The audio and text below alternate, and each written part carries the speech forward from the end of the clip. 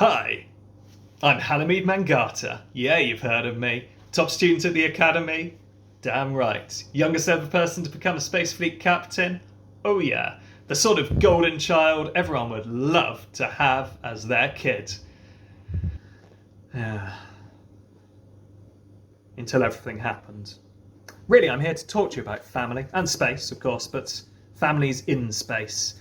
The divides, the tensions, the anger, the betrayals.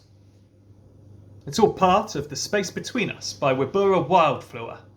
Fascinating little 5-person LARP. We're 5 people and 1 AI. Mustn't forget the AI.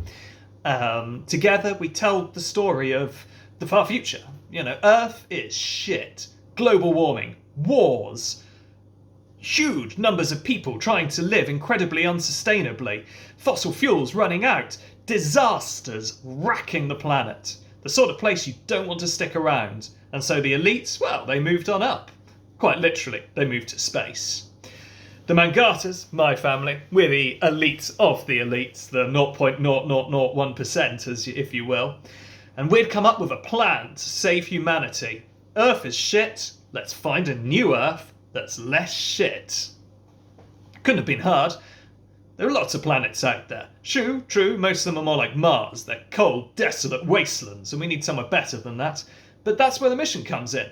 All 5 key members of my family, all aboard individual spaceships, shot out light years away from Earth. 150 light years away from Earth. It'll take us 100 years to get there because we're travelling half the speed of light. We'll be in cryo-sleep until we get there, and then we'll wake up. We'll scan nearby planets. We'll chat to each other. The reason why they're sending families is because obviously we're a close-knit social group that can keep each other sane. Yeah, it's almost how it worked out. Unfortunately, there were several things working against our mission. The family was not very in touch with its emotions. There were deep divides between the members of the family, only exacerbated by the recent demise of Alva, our grandmother. As if to make things worse, there was also the threat of sabotage by Gaia, the eco-terrorists who believe that money spent on space exploration is money wasted that should be spent on solving Earth's problems, not just finding a new Earth. That is obviously nonsense. Can't just fix things. It's much better to find a new place and ruin that too. If that gets ruined, we'll find another one. So, off we set, the 5 of us. Sigrid, the Admiral, my great-grandfather, my grandfather, Sigrid Mangata, hero pilot.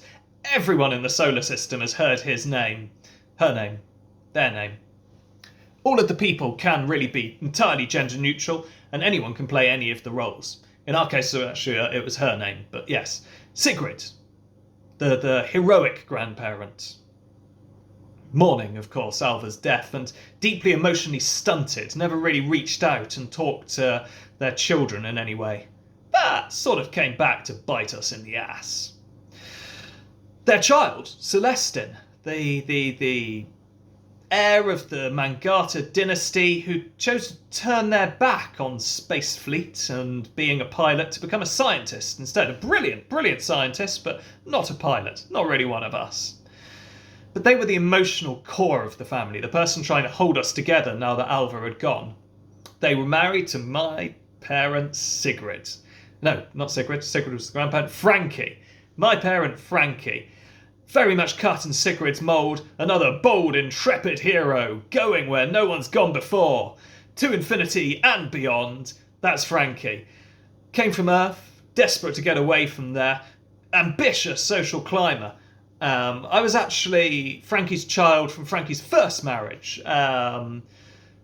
Sadly, Alexis, Frankie's first partner, died in a Gaia attack. Fucking Gaia. But now Frankie's married to Celestine. Now we're part of the Mangatas. It's great news. It's where I belong, someone this good. And the Mangatas are glad to have me. I'm the golden child of the family. Unlike Callisto. Callisto, Frankie and Celestine's child, my half-sibling, is not the golden child. They're the rebel. They've decided to turn their back on space and live on Earth and try to solve Earth's problems. They're basically a Gaia sympathiser, not standing for that sort of thing. Which is a pity because, we were good friends growing up. We went clubs together and played games. That's the family. Unfortunately, also everyone's got a secret. Now, the exciting thing about this is that the secrets can be different and change around each time it happens. So, in this particular run, there's always 5 of us. So one person is secretly a Gaia agent hoping to sabotage the mission. One person is secretly working for the elites, for Space Force, and is going to make sure the mission happens no matter what. That was me. One person is on the verge of a breakdown, is withdrawing away from humans entirely and is frankly preferring the company of the computer. One person will do anything to make sure the family stays together, and they did a terrible deal to make sure that the family did stay together. And one person knows some of our secrets, some of what's going on behind the scenes, and wants to find out the rest. So, it's all played in one evening, over any sort of video call device. We did it over Zoom. Takes sort of up to 5 hours if you're doing the full version. We did a slightly cut down version that lasts about 4 hours. Began with a bit of chatting between us and then a bit of workshopping, discussing our favourite memories of times with the family, nicknames that we had for each other, what we were going to call our spaceships, what we were going to call the AI, all those sort of important questions. So that we really knew who we were and what we were doing in space, which was mostly arguing about the family. That was how the game began. Large group call, all of us in together, all 5 of us and the AI, hashing out some of our problems and discussing some of the tensions that might have happened. 100 years into the future, we've been woken up from cryo sleep, and now we have to face the fact that we're together and we might be all that's left of the human race. And we're definitely all the people that were within 50 light years. Interesting discussions. Some tensions came out. A few of the secrets started to emerge. It was awkward. AI broke us up. Then, over the next couple of weeks, we had a series of one-to-ones, so each person could call one other person. So Sigrid called Frankie, and they talked about the feelings of loss that they both had. Frankie from losing my mum, Sigrid from losing Alva, Granny. It was a sad, emotional conversation between 2 people who are normally quite emotionally uptight and reserved. It was quite exciting. Of course, none of us could see this. Everyone else would turn off their camera and our characters wouldn't be watching whilst these things were going on. Unless you'd been told that your character could watch, but that was quite a rare thing. Callisto called Frankie. They had a chat about some of the secrets that were starting to come out.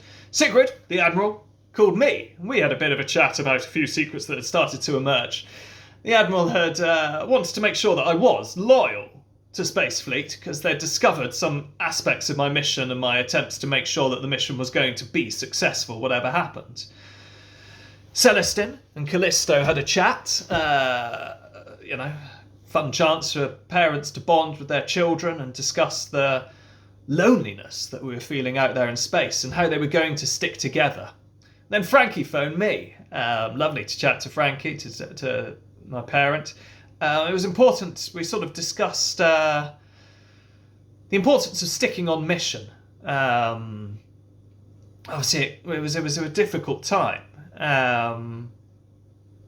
All these things going on. Could we really trust the rest of the Mangatas? Callisto, were they really there in support of the mission? Celestin never really wanted to be a pilot anyway, more of a scientist than a pilot, and Sigrid was starting to show some cracks. We were quite worried, Frankie and me, so we had a chat to make sure we were both on the same page. Then we came together for another big family discussion, family argument. All of those tensions have been brewed over, we've been discussing some of them, but it revealed the cracks were deeper than we thought. Discussions burst out, there was anger, there was tension, and then the Gaia agent, Celestin, the scientist, sabotaged the mission. A cowardly, dastardly attack. There was chances to maybe stop the sabotage being quite as bad as it could have been, but that led to difficult discussions. It led to people working out why the sabotage has happened, how Celestin had got into that position, who had fed the information. There was tears, recriminations, and the horrible consequences of the decisions that people had had to make. Not everyone was going to make it back to the solar system to report on the mission. The family would be torn apart. Celestin, who said that what they wanted most of all to keep us together, was the person that was resulting in this. It was tense. Frankie was disgusted and signed off the video call, followed by all the rest of us, one at a time, leaving Celestin sobbing, alone. Weeks passed. Celestin tried to get in contact with Frankie again, but Frankie wasn't having it. There was fury in that conversation. I spoke to Callisto, to Sis. We talked about the things that we hadn't really talked before, especially now that we were being split up. I had a fiancé back in the solar system. I needed to get back to see them. At first I was cross that Callisto had taken a place in the mission that could have been taken by my fiancé, but now that I was having to say goodbye to Callisto to return to my fiancé, perhaps it was for the best. It was an emotional conversation. It was good to chat, though. Meanwhile, Sigrid and Callisto had a discussion about the secrets that had come out, unravelled the last sort of details of what had actually gone on with how Gaia had got the power to do that attack. Callisto and Celestin talked about, trying to rebuild the bridges that were very, very burning at the time. It was emotional and nice. Frankie, furious at the Mangatas, spitting fury at what they'd become, and quite frankly, glad that they were never going to return to the solar system and that they would die in disgrace on a distant planet, had a chat to me, each trying to decide what we were going to do with our life. I decided I was going to go back to the solar system, report on the mission. Frankie decided they were going to stay alone in space, avoid the rest of the Mangatas, just drift. There was a final group call. Most of the anger had gone by now, but there was sadness. It was a time of departures and separation, and we still hadn't found a planet. But we did. Everyone scans complete, and Sigrid managed to find a world, an Earth enough like that humanity could survive there. Sigrid set a sail to that world. The others slowly gathered around them, and I jumped away, back to the solar system to tell them what had happened. It had been a tense and emotional time. There had been betrayals, backstabbing, deep divides, also love, connection in a way that we hadn't connected before. A draining evening, but a good one. I look forward to doing it again, and I look forward to hopefully ending up without quite so much space between us. This is Halamid Mangata, signing off.